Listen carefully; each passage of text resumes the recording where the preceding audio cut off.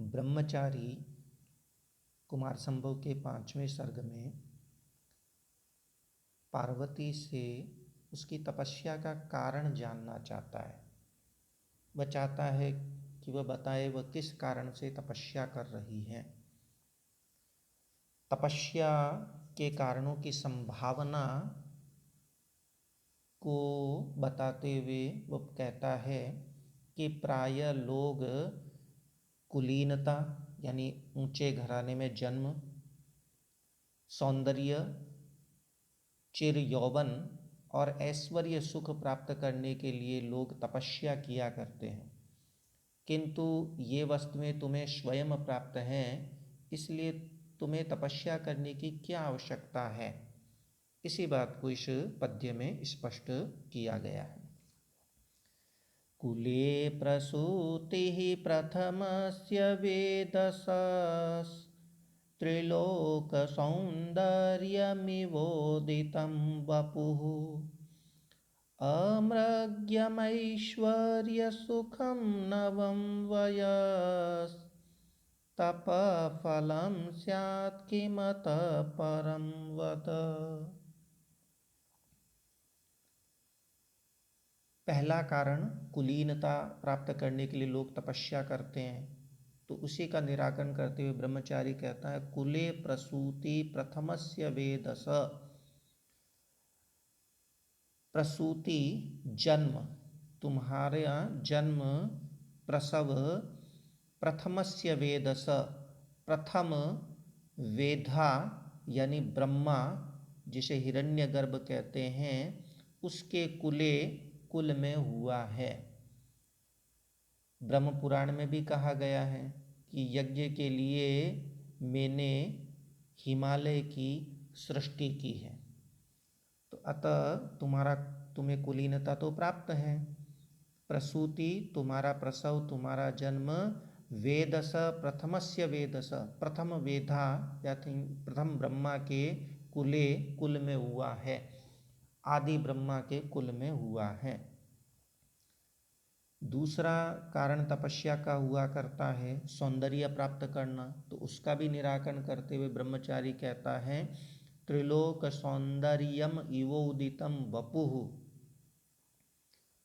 और जो तुम्हारा वपु है उस वपु में शरीर में त्रिलोक सौंदर्यम इव उदितम, त्रिलोक सौंदर्यम तीनों लोकों का सौंदर्य, इव मने मानो, उदितम मने एकत्र हो गया है।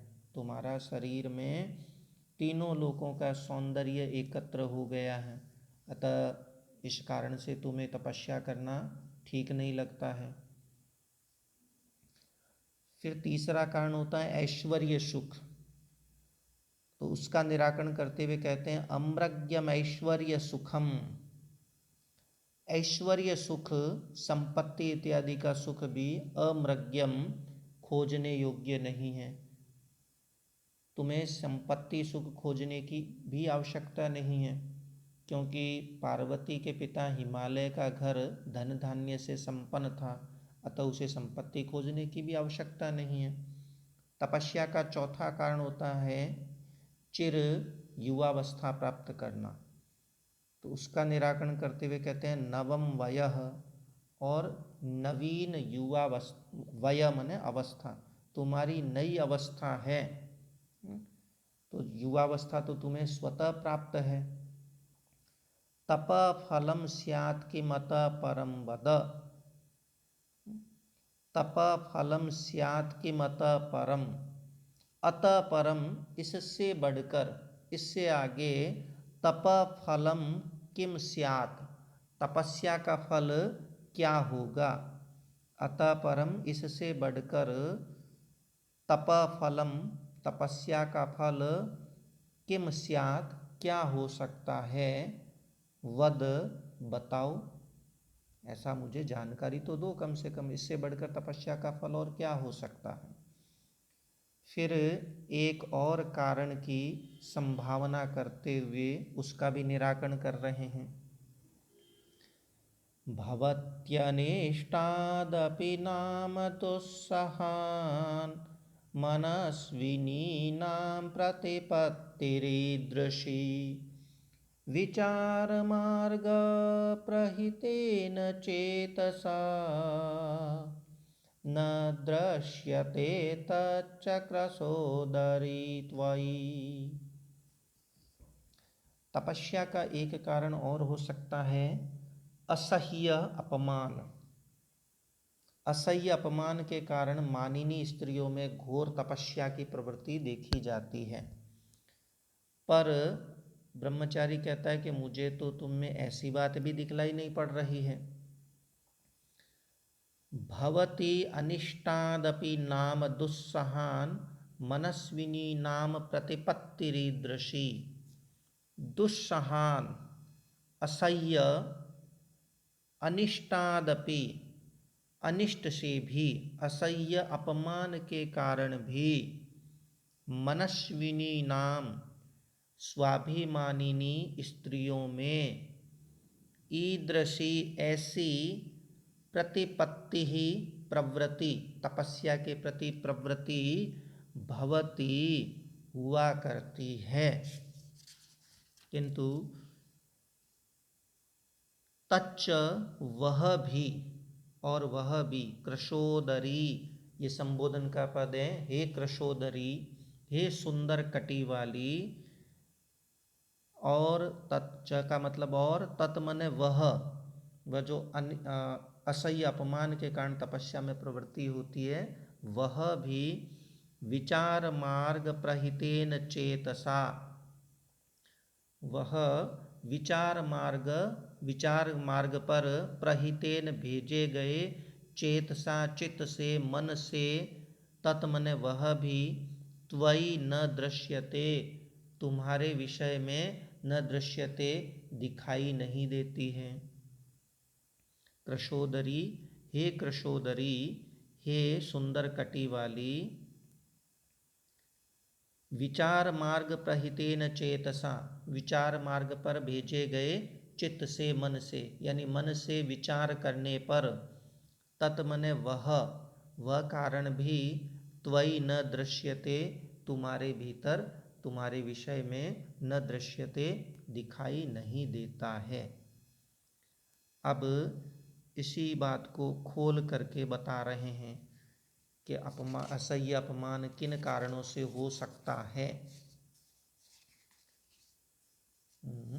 अगला 43वां पद्य। अलभ्य शोकाभिभवेयमाकृतेर्विमाननाशो भ्रुकुटपितुर्ग्रहे पराभिमर्शो न तवास्ति ककरम् प्रसारयेत्पन्नगरत्नसूचये। अलभ्य शोकाभिभवेयमाकृति विमानना शुभ्रुकुट पितुर्ग्रहे। शुभ्रु संबोधन का पद है। शुभ्रु का अर्थ है हे सुंदर भौहों वाली, भ्रू भौं को कहते हैं, तो हे सुंदर भौहों वाली। इयम आकृति, तुम्हारी यह आकृति, अलभ्य शोकाभिभव, शोक से, दुख से, अभिभव के योग्य नहीं है। यह तुम्हारी आकृति शोक से अभिभव को, अलभ्य यानी प्राप्त करने योग्य नहीं है, शोक से आक्रमण को प्राप्त करने योग्य नहीं है, दुख से आक्रमण को प्राप्त करने योग्य नहीं है। क्योंकि सामुद्रिक शास्त्र के सभी शुभ लक्षण तुम्हारी इस आकृति में, सुंदर शरीर में दिखाई दे रहे हैं, अतः तुम्हारा यह शरीर, तुम्हारी आकृति शोक के कारण, दुख के कारण, आक्रमण के, अभिभव के, अलभ्य यानी प्राप्त करने योग्य नहीं है। अपमान का दूसरा कारण एक और हो सकता है। जो पति के घर में रहने वाली होती हैं, उनको अपनी सौतनों के कारण दुख की संभावना हो सकती है। किंतु उसका भी निराकरण कर रहे हैं ब्रह्मचारी। विमानना शुभ्रु कुत पितुर्ग्रहे, पितुर्ग्रहे पिता के घर में, विमानना अपमान, कुत मने कहाँ से, पिता के घर में अपमान कहाँ से हो सकता है। यदि तुम्हारा विवाह हो गया होता, तुम कहीं ससुराल जाती और वहाँ सौतन तुम्हारा कोई अपमान करती तो ये संभावना बनती है, किंतु तुम्हारा तो भरा पूरा पिता का घर है, पीहर है, पीहर में अपमान कहाँ से हो सकता है। अतः यह भी तपस्या का कारण नहीं बन सकता है, तपस्या में प्रवृत्ति तुम्हारी नहीं होनी चाहिए। फिर एक कारण और हो सकता है, अन्य के द्वारा बलपूर्वक स्पर्श करना, छू लेना, ये भी अपमान का कारण होता है स्त्रियों के लिए। पराभिमर्शो न तवास्ति, लेकिन उसका भी निराकरण कर रहे हैं कि पराभिमर्श, पर यानी दूसरों के द्वारा, पराये लोगों के द्वारा, अभिमर्श, अभिमर्श यानी बलपूर्वक छूना, दूसरों के द्वारा बलपूर्वक छूना भी तब तुम्हारे लिए न अस्ति, नहीं हो सकता है। दूसरों के द्वारा बलपूर्वक छूना भी तुम्हारे लिए नहीं हो सकता है। तो इसका कारण बताते हैं कि कह करम प्रसारयेत पन्नग रत्न सूचये। कह मने कौन, कौन, पन्नग रत्न सूचये, पन्नग सर्प को कहते हैं और रत्न उसकी मणि को कहते हैं, सूची यानी नोक, यहाँ चतुर्थी है प्राप्ति के अर्थ में।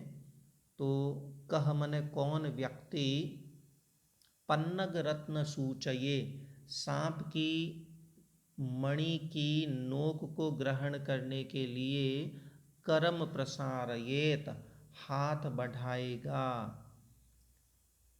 क्योंकि तुम परम ऐश्वर्यशाली पर्वतराज हिमालय की पुत्री हो, अतः कोई भी तुम्हें बलपूर्वक स्पर्श नहीं कर सकता है। यदि कोई इस प्रकार करने का साहस करता है तो वह वैसा ही कार्य करता है जैसे कोई सर्प की मणि को ग्रहण करने के लिए हाथ फैलाता है। अस्तु, नमो नमः। आगे के श्लोक फिर देखेंगे, तब तक के लिए धन्यवाद।